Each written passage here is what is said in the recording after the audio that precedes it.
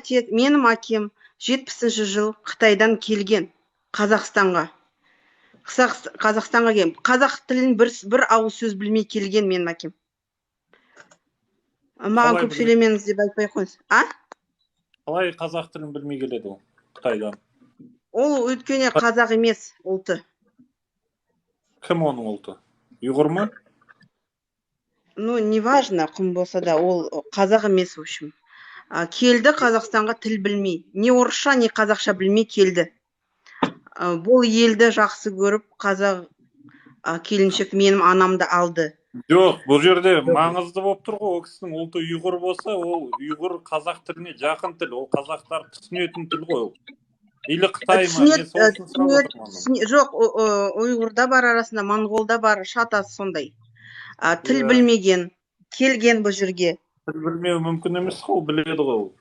Егер ұйғыр болса, ол тілді білу. Я говорю сейчас про то, что мы, когда сюда приехали, моего отца тоже встретили, разные ситуации были. Қытайдан келдінде постоянно қазақтарды ұра беретін мен әкемді. Сондай көп нәрсе болды. Сол 10 келген Қытайдың арасында бесеуі өзінің қолын жұмсап, асылып өлді шыдай алмай. Сондай көп ситуация болды. Бірақ бізде әкеміз, біздің үйде бәрібір де қазақша сөйлеттіретін, айтатын, бұл сен ананың тілі, үйрендер. Біз орысша мектепте оқыдық бәріміз, бірақ өзіміз бәріміз үйде қазақша сөйледік. Бәрі айтады, қазақша сөйле, жарайды, біз сөйлейік қазақша. Бәріміз сөйлейміз, білеміз.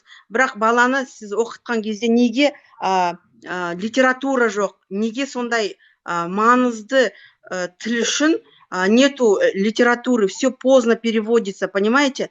Нету развития. Почему? Вот тут же дело не в языке, не в желании его учить, понимаете? А недоступности литературы. Плюс нету бесплатных курсов казахского языка. Подождите, я вам скажу, так как я невестка писателя.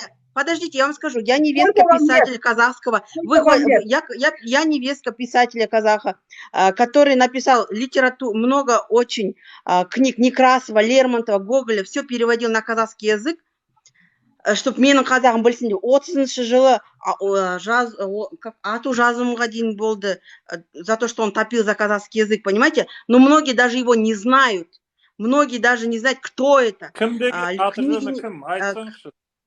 Но я не хочу сейчас в прямом эфире говорить, потому что их мои не все знают. Вы же говорите, не знаете, может, вы знаете. Вы говорите, что литературы нету на казахском, вы лжете, есть литература на казахском. Ну какая, скажите, переведены все мировые классики. Какие? Все мировые классики переведены на казахский язык.